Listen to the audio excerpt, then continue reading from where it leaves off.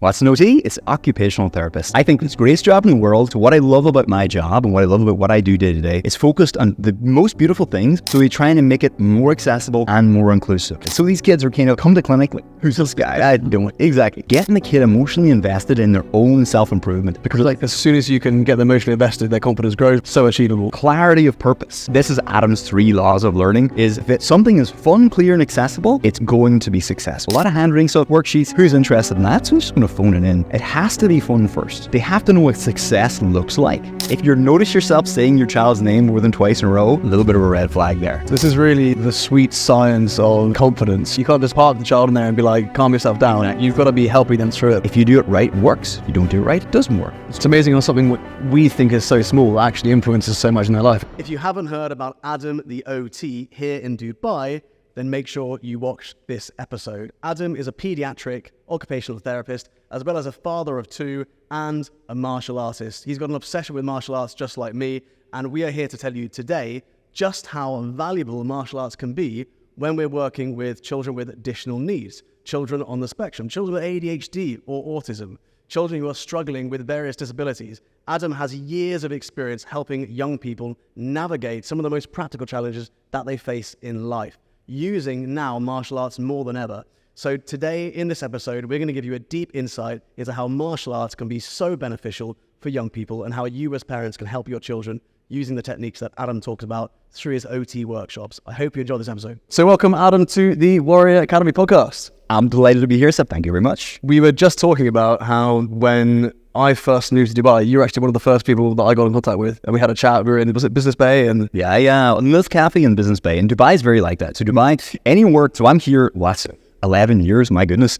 But any good work you do here is always based on the relationship you develop. So as soon as we connect, I can't even remember how we connected, but like, this is a like mind sort of thing. I got to chat to this guy. And then it's almost like, okay, he's my guy in this thing. And I have a circle of like-minded individuals in therapies, in martial arts, coaches I like, swimming teachers I like, and you really rely on those. Because Dubai, for parents as well, but also professionals, you create your little support circle. Yeah, right? So true for expats, yeah. Yeah, definitely so. So that's how we first got connected, basically. I had a coffee and then, lots of alignment there. I've always been fascinated by your work. You're changing so many lives with what you're doing, both in person, but also online. So Adam's got an amazing online following as well, amazing YouTube channels, so check that one out, and where you basically give lots of insights to help parents. For anyone who doesn't know you or know what you do, give me the 60 seconds. Who is Adam and what does he do? Excellent stuff. So my name's Adam Griffin, but most people know me as Adam the OT. What's an OT? It's occupational therapist. I think it's the greatest job in the world, but it's very hard to pin down what it is. For me, it's the jobs or skills for the job of living. For a child, their occupations, their jobs are, can they make a friend? Can they hold their pencil? Can they pay attention to their teacher? Can they brush their teeth? Can they wipe their bum? Can they do all these natural developmental actions? If there's some way they can't do the things they need and want to do, they are by definition being disabled by that. OTs can then help them. So what I love about my job and what I love about what I do day to day is focused on the most beautiful things, but they're beautiful in a very almost mundane, everyday, sort of practical way. They're grounded in the real world challenges that make your life more stressful. So that's what OTs, being Adam the OT, that's what I do, and that's what I'm passionate about. Amazing. What a great intro and description for what you do. You're very clearly, visibly passionate about what you do. Why? What is it? Why do you do what you do? What's the reason behind it? Wow. It's interesting because I should have a better answer to that one. I had a good answer to the first one. Those are reflective, metacognitive things. So why I do this, I sort of fell into OT in a sideways sort of way because weirdly I finished high school and studied architecture.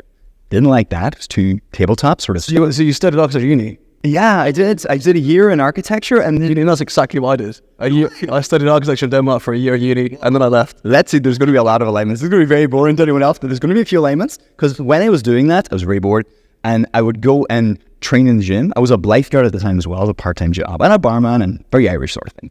But then I would go to the gym and I was very into fitness. So I did a qualification as like a personal trainer, like fitness guy. Yep. And then it's like, I like this more. So over time, I'd spend more time in the gym, got a part-time job as a personal trainer, then got offered to move to Dublin and just to pause you there. So what I did is I went traveling for a bit, then became a personal trainer. There you go. I wanted to do something physical. Okay. Yeah. All right, nice. So then, because I was still only like... we done right? We did. Yeah. So, let me see. Then, but I was still like only 18, turning 19, and I got the offer to move to Dublin and didn't know anybody, but I thought, okay, this is exciting, so that's what I'll do. But then I was a personal trainer for several years, but one of my personal training clients had a son with cerebral palsy, and I learned about the kind of challenges this boy had, but had a very full life because his mom was a blooming hero.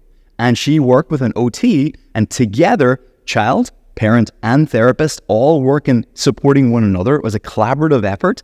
This child was out in the community doing things, being able as independent as they could be. And this is how I found out more about OT. I always regretted, even though architecture wasn't for me, I hadn't finished that degree. So I was like, okay, this is a funny sidebar. Then I decided, okay, I'd like to do OT. The only place I could study is Trinity College. Trinity's kind of like the study school in Ireland. No one from I went to the second biggest high school in Ireland, and 2 people from my graduating year went to Trinity, and everyone thought, oh, they're super smart. They're definitely going to Trinity. Head boy and like the most academic girl.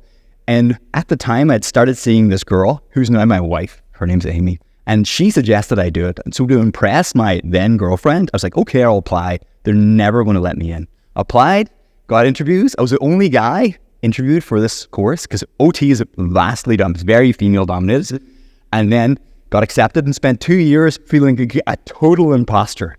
But in this beautiful, august institution, learning about anatomy and physiology with real bodies that were donated, and felt so privileged, but sooner or later I'm going to get found out. I'm not smart like these people, because these are straight A students. And so imposter syndrome. Exactly, but just purely because I was so passionate about it and just loved the hands-on nature of it and how OT has this practical benefit for things where families have almost...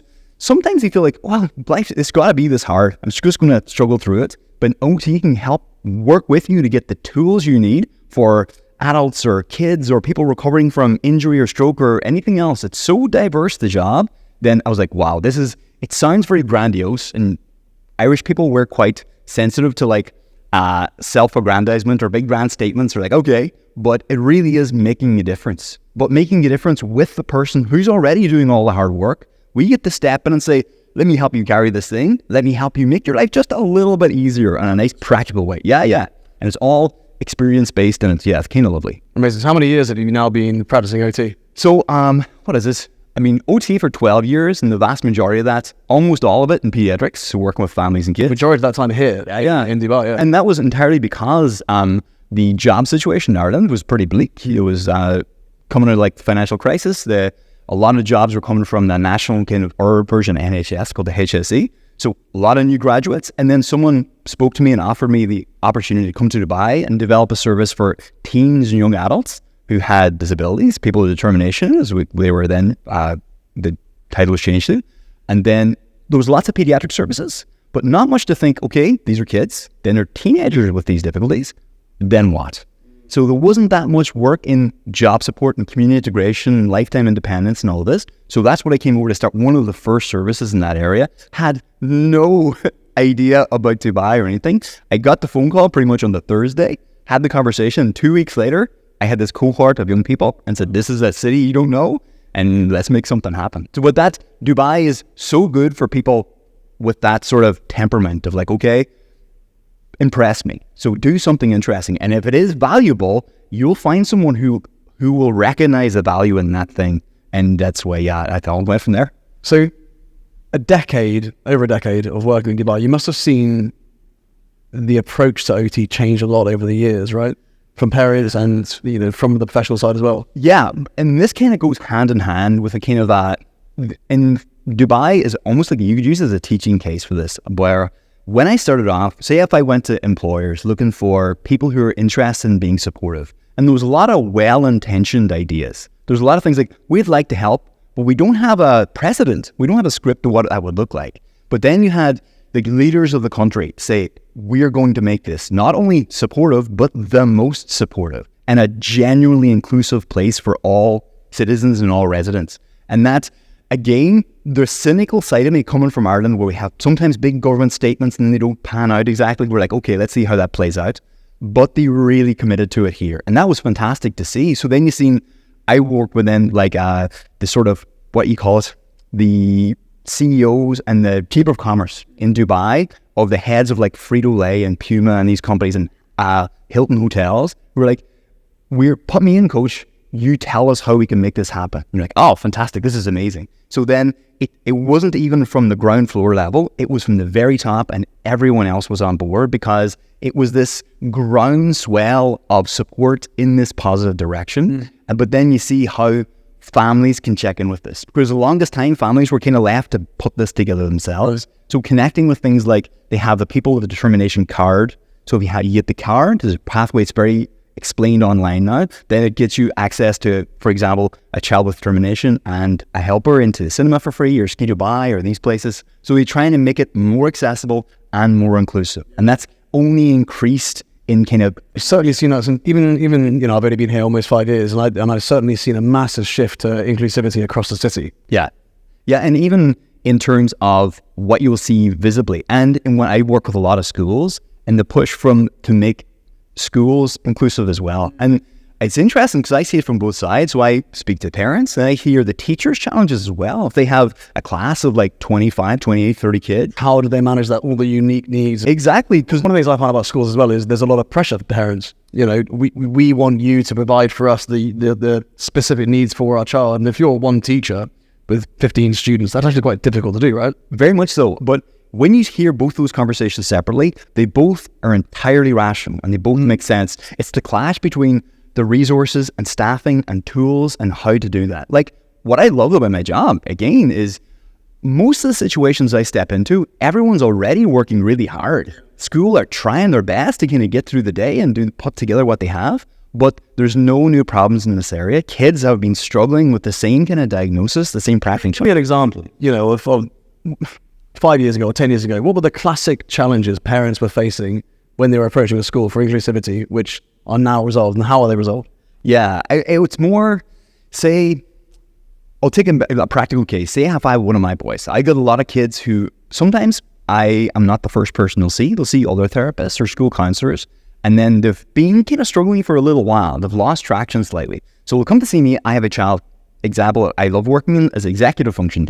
So struggling with attention, impulse control, a lot of times that crosses over with like motor skills difficulties, but also motivation to engage, because it's a struggle for this kid in class. If you came to work every day and your work was always seen to be less than your workmates, you're not really going to want to come to work very often. So these kids are kind of come to clinic like, who's this guy? I don't exactly. Disempowered totally. Their confidence is down, and then you see a little bit of afterburn, all other things from this little conference that we'll get into in a minute. But these guys, the teacher will be like, okay, I'm doing my best. We've already put maybe an IEP in place. These are the goals they're working on. But sometimes this was more the case previously without OT involvement. It was things that were built around the child that didn't really have a lot of input from the child themselves. They're like, okay, this is what he has to do. But it was therapies and it was educational approaches that were done to the child, not really with them. So now there's a bit more of an incentive to actually have the child's emotional investment in the process. And honestly, for my job, I don't think I'm an exceptional therapist. What I really value, and I do very well, I think, is getting the kid emotionally invested in their own self-improvement and seeing this is an option. There's a snowballing effect on that, right? Because like as soon as you can get them emotionally invested, their confidence grows, which then has a knock-on effect to their activity. Yeah, right? Honestly, it doesn't take much. It only takes when they see, okay, take handwriting. Handwriting is the most common referral for OT the world over. But it's usually the tip of the iceberg, and also it's a thing the kids least like working on. They hate writing skills because it's always, I've done this for years. The way you're asking me to do it feels weird. So I'll take a handwriting kid, and we'll be working on lots of other stuff to say writing skills because he's given up hope on this. He's like the kid that says, I'm no good at football. I'm not interested in it. Anyone likes football, they're dumb. So this kid, I don't like handwriting. Give the smallest answers in any subjects like English or maths or science where this is demanded of them, they'll really lose motivation. They may have great insight and great knowledge in the subject. You're never going to hear it because they never can get it down on paper, or it was never presented another way. So then I'll show them, okay, experimental approach, okay? Let me show you a little trick. A lot of other kids, just exactly like this, they found that a little bit easy or a little bit useful. So I'm there to make your day easier, man. Try this for 3 days and tell me how it feels. And then if it's dumb, tell me I'm dumb. Tell Adam, you don't know a thing. But if it works, say, okay, and have the goal really measurable. So if you take handwriting, there may be 10 things he's doing wrong. Like, this is one thing. I just want all your letters just to hit that bottom line. That's all. That's all I care about. Do that and see how it looks. And then the kid Literally making that first step so achievable. Yeah, so that's clarity of purpose. This is Adam's 3 laws of learning, is if something is fun, clear, and accessible, it's going to be successful. Awesome. And walk me through that. So, yes, this is so my... this is so aligned with developing confidence. Yes. And I often feel a lot of what you do, you're developing confidence through practical skills. If you can empower a young person to achieve the practical skills which they felt disempowered on, that they didn't think they'd ever achieve, you've got it, right? Yeah. And a big part of that is also working with the parents to actually implement that. Yeah. But go on, walk me through these. This is what I think you'll like, and what kind of shows why OT is powerful as well. So we'll get to fun, clear, accessible, but when you talk about the practical, it's the OT's occupations, which is the doing of things. So my agent for change, I don't have a prescription pad, I don't have scalpel or medical equipment really. What I have is games and activities, things you do, and you go, look at the thing you did. It's the same with martial arts. If you break a board or you do this move that you couldn't do before, like, did you see you just do that thing? Because you can talk a lot about developing confidence, developing growth mindset, and do worksheets and like self-belief or affirmations. There's a place for affirmations.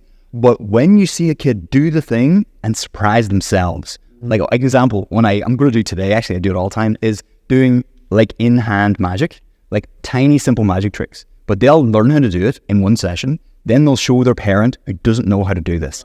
And it's the first time they've ever been in on the secret. They can do something other people can't. Oh man, it's so cool. So then back to the Adam's 3 rules. So fun, clear, accessible in that order. So fun, is it engaging? Is it motivating? Is it just interesting enough? Or is it just boring? A lot of handwriting stuff, worksheets, who's interested in that? So I'm just going to phone it in. So it has to be fun first. At least, even if it's not fun, you can make it not fun. Example, dressing skills. When is the worst time to work on your buttons and zips and shoe shining? When your mom is like, come on, we're late. That's not fun for anybody. So there's ways to make everything a bit more fun, a bit more engaging. Fun, clear, they have to know what success looks like. So they have a very clear idea of like, this is where I need to go. Accessible, I feel I can get there. Or I can just get there.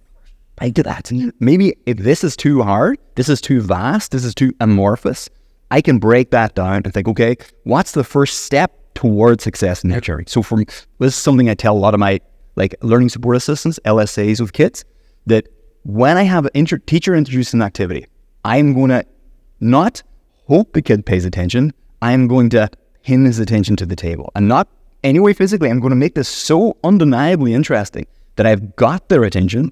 They know what... And I've seen the techniques you use on videos and stuff, and it's like the most engaging sessions ever for kids, right? Yeah, but it's semi-counterintuitive because the tendency is, if you have a child who, for example, has poor attention, they're like, okay, they're teaching a thing, and when they get distracted, then you cue them back in. Yeah. It's so much easier to capture the attention, that was called initial engagement, keep it, then wait for the attention to wander where they're cognitively already said, this is bored, what is going on? Then try and convince them to come back to this, because then they're only doing it because you say so. Rather fun, clear, accessible. A little pro tip for that for any of my parents and LSAs, home, like over COVID when people are learning from home, this was a big one. I said, if you notice yourself saying your child's name more than twice in a row, a little bit of a red flag there. So my daughters are called Abby and Mia. So if I'm going Abby, they're hearing like Snoopy and Peanuts, they're going burp, burp, burp, burp, burp. Nothing. So it's more, if something is failing, take a step back and imagine like a DJ with equalizers, fun, clear, accessible. I can change this and I will bring them back on site. I can adjust. I love this. This is really the sweet science of confidence, really, right? It's like if you really want to make a change in a child's life, you've got to meet them where they're at, and you've got to engage with them, and you've got to be able to grab their attention and keep it, and then lean it towards something constructive. And I think there's a real science behind that. There's something we work on with our instructors in classes all the time, and teaching ability and teaching skill. You start to get the knack of it. You understand how things work and how to keep a class engaged and stuff. And it's amazing if you don't have the engagement in class, the difference in development that person will experience. Yeah. So just by implementing, techniques to have better engagement, you've got a different child after 3 months or 6 months or whatever, right? And what's funny about that is I'm sure people will bring, even because the beautiful approach, how accessible and how open Warrior Academy is. And the guys, so I train in Gracie Baja, we try and be like that as well.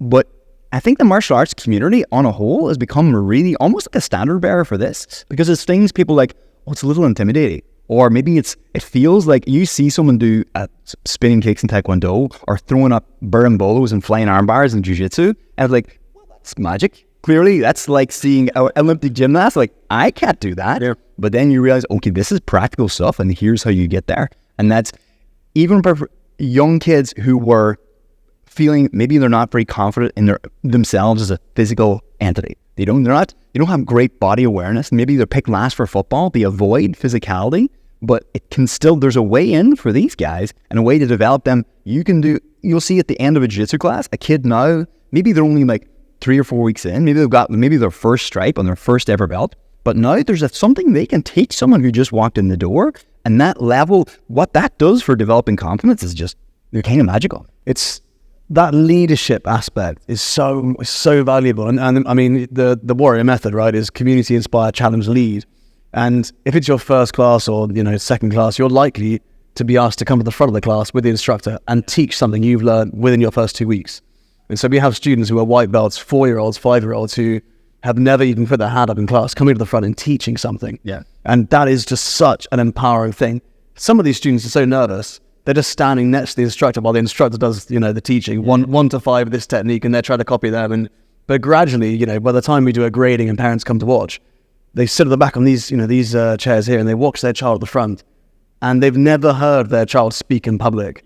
And they're watching their child now teach a class of 12 kids, run them through 5 techniques, and then get everyone to bow and sit back down. And it's such an amazing tool for developing confidence and empowering that individual. So it's 100% on that. Again, to put my OT hat back on, it's very hard to get that in other ways without doing the thing. You can go through the theory of it. You can try and do worksheets or do visualizations and stuff, but the experience, but then also, even for years later, the memory of doing that experience and feeling the butterflies and feeling the challenge and know you overcame that thing and remember how it felt and how it felt afterwards and the acknowledgement you got from peers, it's amazing. Something I was going to say actually, and I lost track of it, the last thing I brought up was, you'll probably find Warrior Academy, you'll get a lot of kids, not referred, but coming to your door who the parents will say, okay, we'd like to do it, but maybe he's tried martial arts before, or he's tried maybe piano, he has really trouble paying attention to the coach. So he struggles with attention. And I get a lot of kids with ADHD diagnosis or just attentional difficulties, or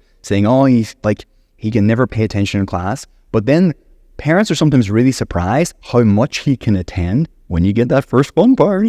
So when it's fun, clear, accessible, when you capture that attention. Because for a lot of our guys, a lot of the kids I work with, this is why I really like ADHD as a discussion point, because I think it's the most mislabeled terminology in ADHD. Because it's not really a deficit of attention; it's a vast superfluity of attention. They're watching 10 TVs at the same time. Exactly, and it's the thing of if something isn't initially engagement, the idea of forcing yourself to do so. So there's a really nice book called ADHD 2.0, and the guy who did that, he came up with this thing called VAST, Variable Attention Stimulus Trait. So it's how you can, spotlight on a stage, how you can capture that attention. And martial arts, jiu-jitsu, of course I'm a jiu-jitsu guy, but martial arts in general, it demands that attention of you because you're right there. It's someone's they're attending to you. One of the things that I found, in the same way that you could have a parent saying the name as you said, Abby, yeah. But you've lost them already, right? Yeah. In the same way that if something's too exciting, but the tempo and energy doesn't change, they can lose interest as well. And so one of the ways we plan classes is a typical martial arts class will be planned as a warm-up, then you do your stretching, then you might do line work, and then the drills, and then the sparring, whatever. We plan a class in energy. So we'll look at a class and we'll say, right, we want to go from high energy to low energy, to high energy to low energy. Right. And so you might do something that's, for a child, highly stressful, like fitness, and then you would go straight to meditation. Then you would go back up to sparring, down to some stretching or meditation. So if you look at a class timeline, rather than a few minutes of this, a few minutes of that, there was this kind of sound bar of energy. That is what you would see. And so there's 2 things that really benefit children, I believe, in doing that. First, you get the attention. Yeah. They're going from this place of high energy to low energy. And so you're teaching them to be able to, to get that attention on something. The other side of it is you're teaching them to regulate their own emotions. So if you imagine you're taking them from high stress to controlling and using their breathing to bring themselves down to low stress and repeating that, right? Now you imagine doing that twice a week as a child for 6 years. By the time you're an adult and you're in a high stress situation, maybe there's an argument you're in, or there's confrontation, or you're stressed, there's lots of pressure at work, you're able to self-regulate and bring yourself back into that moment. And I think that, we've kind of reached a stage where we, as a society, are looking at pressure the wrong way. Yeah. We're looking at pressure like we need to remove children from pressure and remove pressure from our lives. And pressure's got a bad rap. And it's like, well, if you ever want to truly succeed in anything, like, you need to be able to handle pressure. Those who can handle the most pressure typically are able to process it in a healthy way and succeed the most. And so that comes down to regulating your emotions, right? So for us, it's looking at a martial arts class, measuring it in energy, with those two things benefiting the most, emotional regulation and attention. Yeah. Interesting. In fact, it dovetails very well to some of the kind of OT theory. So there's an approach in OT called sensory integration from a lady called Jean Ayres, who's like the doyen of sensory integration, but talks about how, so a lot of kids, so it's 1 in 6 kids will have sensory integration difficulties. They may be sensitive to touch or noises or bright lights. And it's very prevalent in the ASD community. So kids with autism have sensory difficulties broadly, but it's not universally to that group.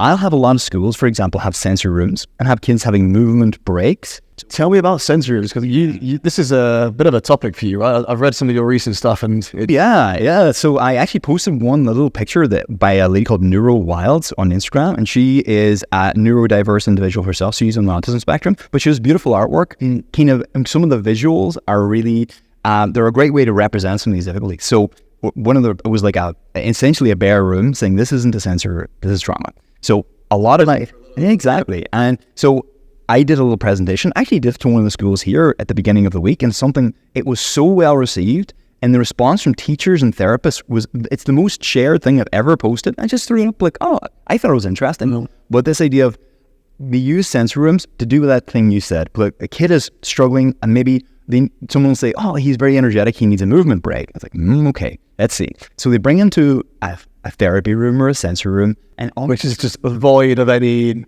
color or light or sound. There's two ways that it can be two extremes. So it can be bare bones, and then it's almost like a seclusion space, like a chill out zone, which is a nice way of putting it, but it tends to be like, okay, somewhere to put him where he's not distracting anywhere else or her. Or it can be almost overstimulating. There's lots of swings and trampolines and crash bags, which can be useful tools, but they're just that. They're tools to solve a specific purpose. So it has to be intentional. What you talked about, the sine wave in your class, that's what you're looking for. So when I did this training with the teachers and LSAs, I said, when you bring the child in there, you're not doing therapy to them, but imagine yourself like conductor of an orchestra. Right. You've got to be engaged yourself. You can't just park the child in there and be like, calm yourself down. Right. You've got to be helping them through it, right? But when you talk about like the emotional wave, you're going to start them off and like you're bringing in the orchestra. Then you're bringing the brass and the drums, and it's like Wagner, everything's crashing, fantastic. You need that release, depending on the child's needs. Just a quick shout out to the guys at Shield who manage this podcast, come up with the strategy behind the podcast, help me schedule interviews, as well as do all of the editing and the producing of the podcast. Without them, we wouldn't be able to produce this podcast. If you would like to create your own podcast, I can't recommend the Shield team enough. They have done well over 100 episodes for me over the last few years, and I've been so pleased with the results. So have a look in the description of this video or the podcast episode, and you'll see how to get in touch with them yourself. I love that. That's a really visual way of explaining it, right? Like, if you imagine an amazing teacher who spent a decade, as you have, I've spent a long time as well teaching, in whatever capacity that is, you start to understand, especially with primary age, right, how to keep that attention, how to engage with students. And that is a pretty way of expressing it, right? Being a conductor of attention. But a lot of those, so we have your movement break, your conductor is there, they're hammering right of the Valkyries, but in the middle of it, time's up, they hit a discordant note, go back, sit down. And you've just brought the kid up to here. So like a conductor, then you bring it back down, you resolve. It's got to be done in a very clever way, yeah. And then that's, because a lot of behaviors kids will engage in, that's their own best attempt to meet their sensory needs for sensory kids. Yeah. So it's more like, okay, now you learn to speak sensory. I understand why you're doing that thing. Take, for example, grinding teeth, walking on toes, flapping hands, all these sensory behaviors. When you understand why the child's doing those things, you're like, okay, that's not the problem. That's symptomatic of a problem. that may, not a problem in itself, I don't care what it looks like, but it's more, if that gets in the way of their engagement, learning and development, then I'm going to help you, kid, to meet your sensory needs so you feel comfortable, confident, calm, grounded, and available for all this lovely learning that's going on. You're not isolated from the rest of your peers or the learning. You're got your sleeves rolled up and you're ready to get into it. Yeah. Fascinating. And I mean, one of those things that the more you do it, the more you see the gaps in it, right? And it even goes down to things like tone of voice, body language, nonverbal communication, all the way you as a teacher can kind of work with a child or a group of children. And you know what, actually include me in as well when you talk about the way you go up and down the class, what we call gear changers actually in sensory integration. And a lot of the work that I do with kids, say if it's about emotional regulation, it's not think your way out of it. Yeah. Because classic one's about count to 10, take deep breaths. If I'm really upset, this is broad generalization, my wife is a lovely person. Very rarely gets upset at me. But if I did something to make my wife upset, if I was it, can you give us an example? No, I should think about that. A recent time. We'll get her on the phone and I'll ask her to give us an example. So if I did something to bother her and she was upset at me and I said, okay, and you count to 10, the 3 deep breaths, I don't think that's going to go very well. So if you have a kid who's getting upset, trying to reach their upstairs brain, to use a whole brain-child approach, whereas a lot of what you're doing, you're getting them to feel the difference between an emotionally alert or emotionally aroused physical sensation and then back to a regulated sensation. And each one is correct for the context. But if I have a child who's very emotionally dysregulated, being able to talk to their physical sense so they can feel even things like isometrics and releases, to just have the physiological response of the heart rate dropping, the blood pressure dropping, and then think, whew, and then you can almost lead them out of this kind of the doldrums of emotional stress. But then that plays over time. So that becomes habituated, like you guys do, reps and reps and reps. So much, I have this paragraph at the end of all my reports that a lot of motor skills development, but a lot of all development is a matter of opportunity and motivation. So do they get the chance to do it?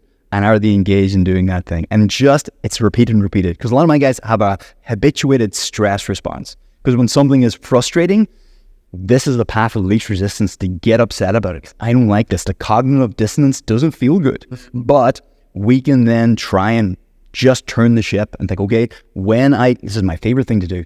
When I feel challenge, I don't wish for lighter burdens. I wish for stronger shoulders, man. And that's when I work with the moms and dads to try and develop that over time. And it's not, you can't do it immediately, but it's just nurturing that self-belief and you guys are planting seeds all over the place here. So you've got these little balloons of confidence that are just fantastic to see. Yeah.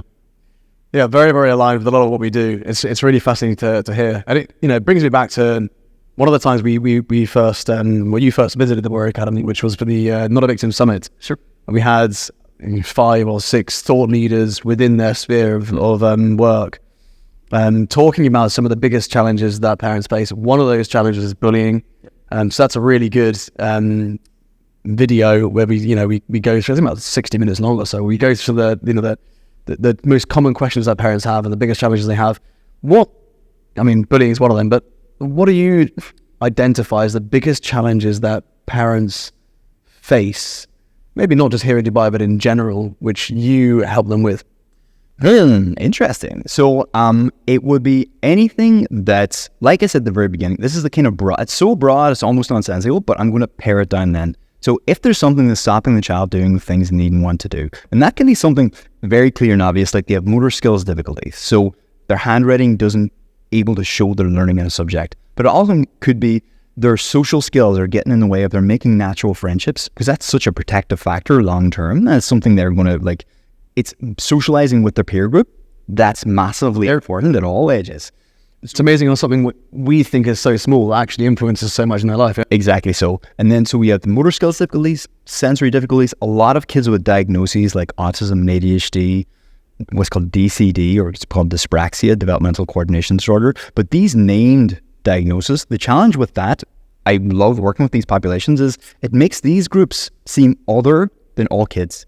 And all kids, sometimes being a kid is hard, man. So if there's things that is problematic, is a struggle, then OT can help in some way. So for a lot of my parents, it's when they kind of run out of ideas. Because for me, this is why I say a lot of parents and teachers, it's not a behavior or it's not a skill deficit that's stressful. It's, I don't know how to help. I don't know what to do here. So it's the strategy. It's getting the strategy. So I've had kids with some wild self-injurious behaviors, but if you know how to respond when that happens, and you know next week, probably going to be a little bit better than this week, or let's see, and I'll help you come up with plan B if it doesn't, then that reduces the stress a great deal. That's what I like about, so I'm working CAMS, child and adolescent mental health. So that's a big part of CAMS. It's not, the child is not your patient.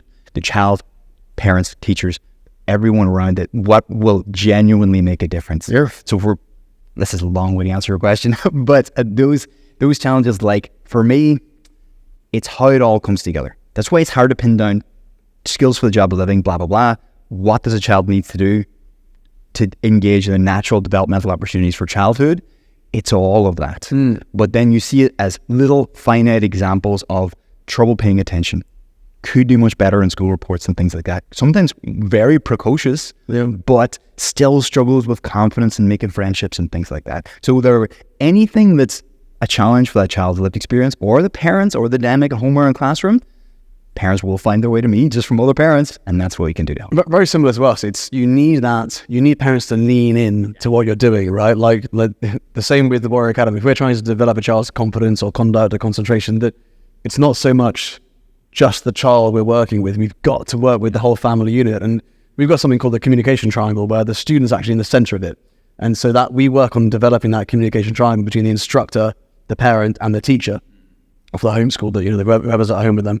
And so by bridging the gap between these three areas and making the focus on character development and implementing the things we say to, this will help, having everyone then use those techniques, daily habit routines, and actually sticking to it, holding each other accountable to it, and then you get the results. If you just try and teach the child, I imagine with your work as well, you're not going to get the same results, right? It's a one-time thing. You need someone to keep them accountable. Yeah, and the other thing, the key word in all that, what you guys do as well, it's great. They learn moves, they can teach things on the tatami, on the mats, but you want the generalization skills. Because the clinic is a very fake environment. It's very nice and make it fun and make it very naturalistic, but at the same time, where the rubber meets the road, man, is in the classroom, it's in the community, it's in the park with their friends, it's in at bedtime, at home. Can they fall asleep easily? These things, this is one that's got to be tested in the field, right? It is. It's like the way I see character development is, this is the perfect environment to develop character, but it's revealed out there. Yeah. It's revealed when we have high pressure, when we've got stress, when we're going through something difficult, when we're out of our comfort zones, right? So, I've met so many incredible martial artists who have developed their character or developed their martial arts skills within the dojo, but then you take them out of that bubble and you put them into, moving countries to Dubai or, whatever it is, having to deal with things outside of life, and it can actually be really challenging because their confidence is all based around the sphere of the environment they're in, right? It's like, this is my confident place, but my character hasn't been tested out there. And so when you do that, it's challenging. So one of the things we're really working on is creating this bridge between, we're now doing outdoor leadership activities, this sort of stuff, to try and take the skills they learn here and test it out there. So it's a very, very similar kind of situation. I had kids, so some of the kids I work with on the spectrum, they have very distinct interests. So one of the things I'll ask, and every time I meet a child, is, what do you into? What do you love? What are you a fanboy of? Is it Marvel or Roblox or whatever else? And so I'll theme things at the beginning to develop that rapport. So one of the boys is really big into racing, especially Formula One, knows everything about Formula One and can recite like who the drivers and teams are. So for this boy, he's working on metacognition, so thinking about his own thinking, and in social skills. So I themed it all like, when you're in here with me, your car's in this is the pits here, you're working, you're tuning up, you're tuning the engine, you're going to take it for a test drive this week in school, and you're going to tell me how it drives, man. Okay, is it skiddy on the corners? Is you're going to burn out your engine? So it's that thing of like, I'm giving the responsibility over to you, not in a scary way, but a kind of empowering way. And like, okay, if it doesn't work, if the engine's making a funny noise, come back, let's fine tune it. And so that process of naturalistic development, it's not, and I can tell you this is actually kind of problematic sometimes. I have to nip this in the bud, that some people think of therapy as like a fix for a specific problem. That's why when you asked about, okay, what things can OT help with, that they might come in because the teacher said he holds his pen weird. Classic. Except when I start pulling on that thread, there's going to be a whole bunch of other things that may have a more impactful thing long-term. Exactly so. And it's not, and so families can kind of see, okay, it's not just a hammer hitting a nail. It's not fixing a problem. that I'm going to involve them as well. And it's going to be, but that's the best thing. It's not a scary thing. It should be, I'm going to show them where they fit in this dynamic, and then give the teachers the tool to support the child, and then also find out what the child's really into and what they love and what's hard on a normal day-to-day basis. Is getting ready for school in the morning tricky? Is falling asleep? Do you have a varied diet? All those multitudinous elephants in rooms, you got to identify and point them out too, because it's not just one thing. It's how can we help broadly? Yeah, I think that's brilliant advice. I'd love to know from you what you think are the biggest mistakes parents make, because a lot of the time you're working with parents to correct some of the most typical mistakes, right? Okay. This is because I used to do quite a few workshops for parents, and some of the mistakes I see parents making, even mistakes, I don't know if it's the right word, but perhaps it is, they're done for the best possible reasons. Because they're done, for example, the population I work with, say if you have a child with autism, non-verbal child even, and they can be, by almost anyone's perception, this looks like a more vulnerable human being. So the tendency is to want to protect them from stress and anxiety and fearful interactions. I'll give you an example. When I used to do a workshop called A Brighter Tomorrow, which was planning for the future for your child with determination. And I would say, okay, hands up if you've ever had this experience. And I'm usually looking to catch the dads, so we'll look for their eye contact for this part. Have you ever gone to a birthday party or visited them all and gone to the cinema and hadn't gone well? You were like, okay, this will be a nice thing to do. Touch wood, fingers crossed. This is a fun time for everyone. But maybe one of the dads, for example, the child had sensory issues with balloons and didn't like people singing happy birthday. So even though they thought, okay, let's hope birthday parties go well, this was very stressful. And the child got very upset, but then people tried to keep them included. Again, well-intentioned, but it was a big disaster. And this played out 2 more times in a very similar environment. So when the world knocks you back like that, it can be very tempting to circle wagons and say, okay, kid, it's me and you against the world. I got you, bro. I'm going to lie after you. But if you're saying to your child, it's me and you against the world, guess what? Eventually it's just them against.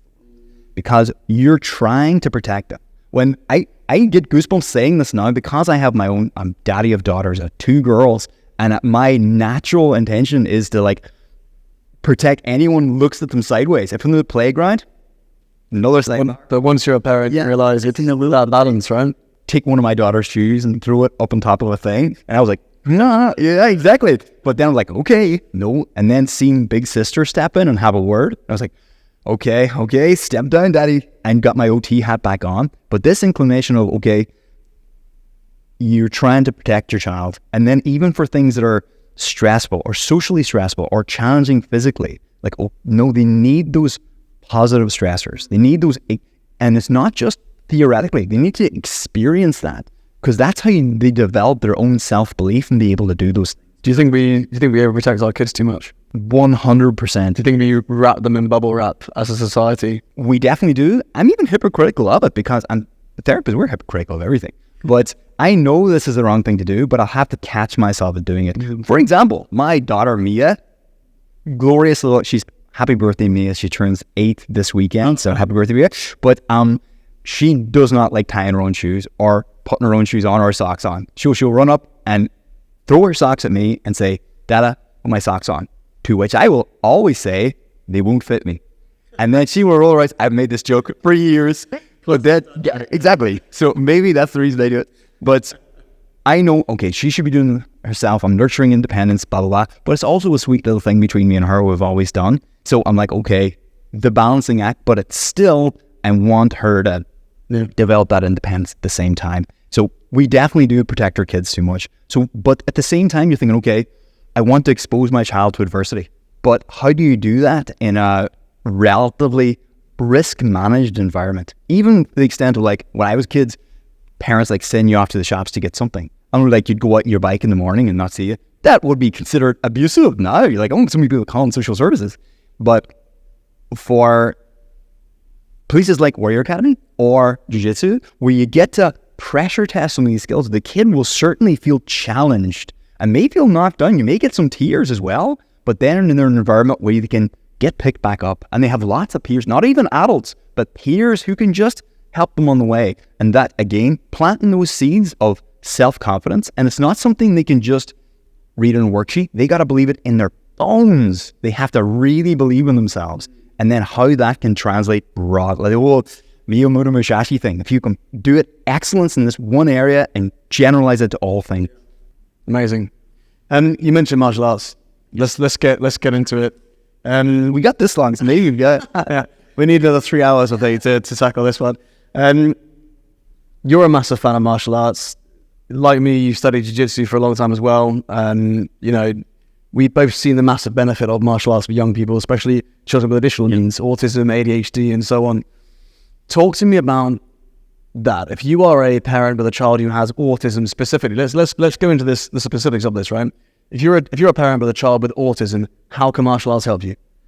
Okay, in a recent autism big conference we had here in Dubai, I was one of the speakers. It was the biggest room I ever presented in. It was amazing. It was called Grappling with Autism, and about the surprising benefits of combat sports for neurodiverse individuals. So this was autism, ADHD, but it was mostly focused on kids with autism because this seems like the most unlikely fit. You see these big Brazilians with tattoos and cauliflower ears, like, oh my goodness me, let's have a look at the flare pressing workshop again, because that seems terrifying. But because if you've seen jiu-jitsu, it's such a fraternal environment. It's very warm and supportive. It's certainly intimidating for anyone to be any adult come into the class. I guarantee they're like, it's a tough thing to step into initially, but that lasts for just half a second. When you're on the mat within that community, you're part of the gang, man. To anyone who doesn't train jiu-jitsu, and if you don't train jiu-jitsu, but we joke, it sounds like we're in a cult because we're so evangelical about this thing. We all want to talk. It's a very evangelical. When you see someone in Costa Coffee in a jiu-jitsu shirt, you're like, oh, it's bro. Yeah, excellent. But that sort of thing. But for kids with autism, they seem, like I said, they seem fragile. They seem more at risk. And this is an intimidating environment for anybody. But there's several things about it. There's the fraternal environment, how supportive it is, how much they can make fun clear accessible, how much you can adapt these activities to make them accessible. So to the extent, I brought one of my teenage lads to Gracie Baja last week, and his attention sometimes gets distracted, but it was extent, okay, we're learning a hip throw, pretty complicated, pretty dynamic thing you have to commit to, but it was more, okay, this hand goes here, this hand goes here. If you do it right, it works. If you don't do it right, it doesn't work. And he was a hip tossing me. He was like, I'm a rusty, big, 210-pound dude, but he was hip tossing me and smacking me on the ground thinking, well, this is great fun. So, but there's that, but also imagine the sensory experience of that. The proprioceptive rough and tumble, and that's a very big thing. I talk about sensory processing. A lot of parents move heaven and earth to get these sensory breaks, and they buy weighted vests and they do all of these things.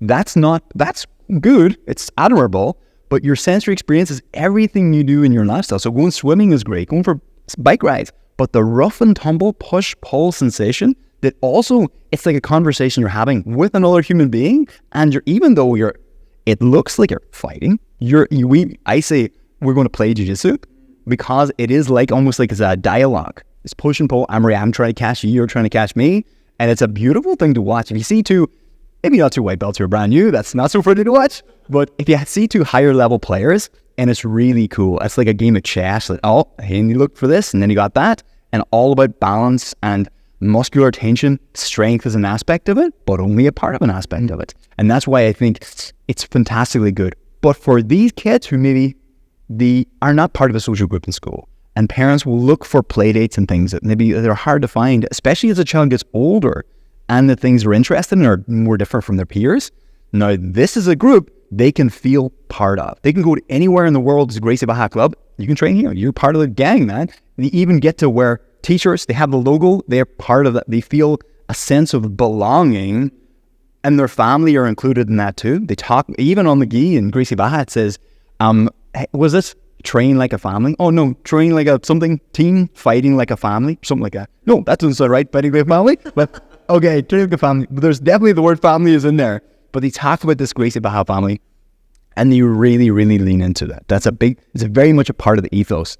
If you'll permit me, I have a really good example of that. So let me tell you a little bit. This is kind of, it could be 20 different lads, some girls too, but there's one boy in particular because he was one of the first I worked with. And I've done presentations and wrote articles about this one lad. He came to me really dejected. He was 8 years old at the time. and he was picked last for football. He was slightly bullied, but bullied in, people say bully, they think like Biff out of Back to the Future going, McFly, and pushing and stealing your lunch money. That's not what, that bullying isn't that clear cut. So the bully probably didn't think he was a bully, but he would just make this kid feel small, and he would tease him and make his life, and this kid lived in fear of this lad. It got physical, I think once or twice. The bully kid thought he was playing playful, but my kid didn't. So pick last for football, just physically is smaller than his peers, and just he came in looking so dejected. I was like, okay. We had conversations, talk about the things he loves to do.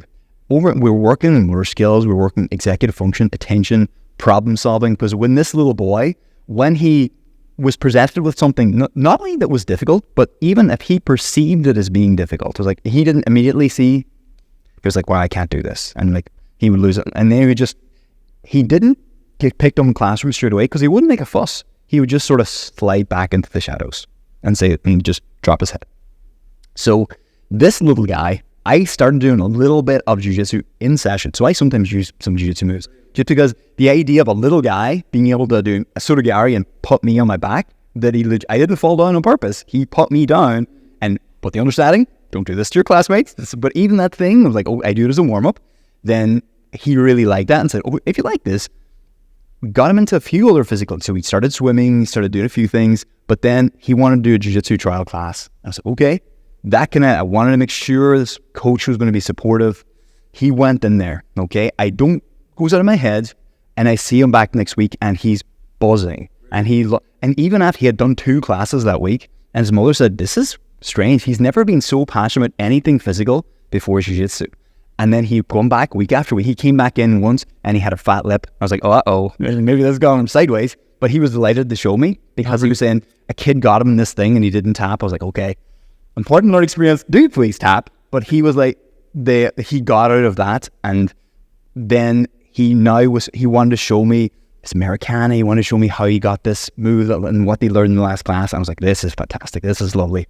But then he left then for the summertime, trained in the UK, then came back in September, and he said when he walked back in school, this is his own words, it was beautiful. And he's like, I think he turned 9 then. He said he felt like Batman in Batman Begins. This was like his origin story. He went and he wasn't afraid. He was so confident because even at the beginning when he started training jiu-jitsu, he'd be really nervous standing. He wouldn't know what to do standing up, so he'd just stand there. But now he knows, okay, I can do this, and there's like 3 things I can do right now. But then he walked into the school totally, and his peers noticed him carrying himself differently because he had his superhero origin story. Not that he was going to start flinging people around the school, but that he was no longer intimidated for what might happen because he had control in his life for the first time. He got to make decisions about what happens next. I'm like, oh my goodness. And that's what made me so passionate about jiu-jitsu in the first place, was this one kid. And then, amazing end to that story. This is true, that I never met his dad. His dad was like a kind of captain of the industry sort of guy. Seemed like a very pleasant fellow. They had a nice family dynamic, and he wanted to do what was best for his child. But he never came to sessions, but I spoke to mom. Then, it might have been years later, definitely, yeah, it must have been at least a year or 2 later, I get a message through LinkedIn from this fellow saying, you work with my son. And since then, we've moved back to the UK, and he's now competing in jiu-jitsu in the UK. And I'd never spoken to him. He was saying it was kind of, he had to send this message because that little experience was such a powerful thing in terms of character development and trajectory for where his son was going, that he just had to say thanks. I'm like, oh my gosh, because sometimes we see kids and then on pediatrics they go and I don't see them again, but for the dad to take the time, I was like, yeah, amazing. Even thinking about it now, goosebumps again. That's what, again, talk about why it is. It's fantastic. Just life-changing stuff. I think that story really attests to that, the concept we really believe in, which is, between the intersection of ancient martial arts and cutting-edge modern teaching methods, you've got life-changing character development stuff, right? Yeah. And it's like, it's just the coming together of those 2 things. And for a lot of people, they look at martial arts, I think that's an unlikely solution, but it really is for so many different reasons: the physical, the mental, the spiritual, the holistic approach. It's such a fascinating dynamic that you can bring into a child's life to help them, extract that.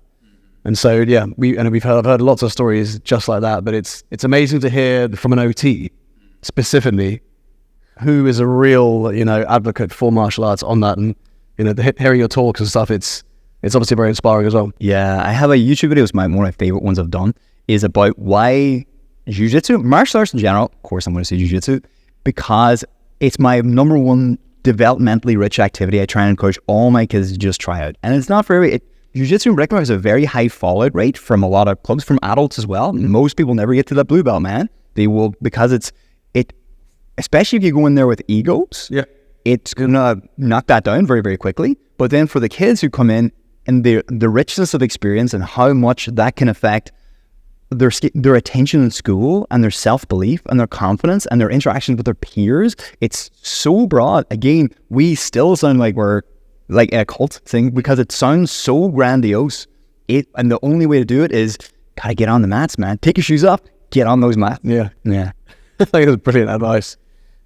Finishing up now, tell us a little bit about where parents can find out more about you.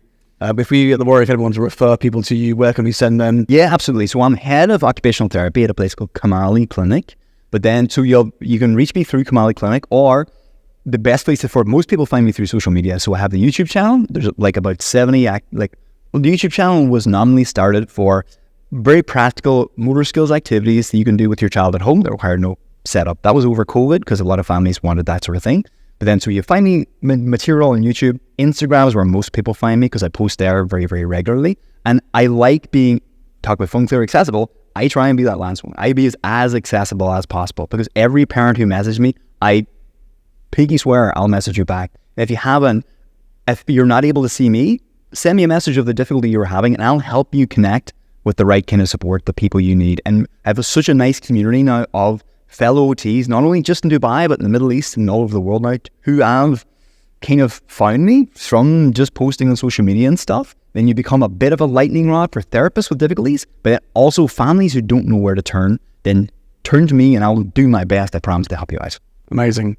Really, really great chat. Loads of insights, loads of practical advice to parents, and fascinating again to bring that intersection of martial arts and OT together. And thank you so much for coming on. My real pleasure.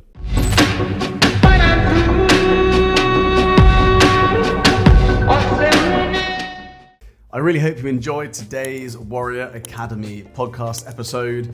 We're going to keep creating these episodes because I know that so many parents find them useful or get insights or get ideas about how to develop their child's character. But it all comes down to the 3 C's: confidence, conduct, and concentration. So if you want to get a deep insight into the levels of confidence your child has, the level of concentration they have, or the level of conduct they have, so that you can actually put a score next to it and then work towards increasing those scores like we do in the Warrior Academy, then I'd love to invite you to fill in the breakthrough area assessment. It takes about 5 minutes of your time and you will get a personalized PDF report on your child's 3 C's. To access the breakthrough area assessment and find out your child's 3 C's score, all you need to do is go to www.breakthrougharea.com.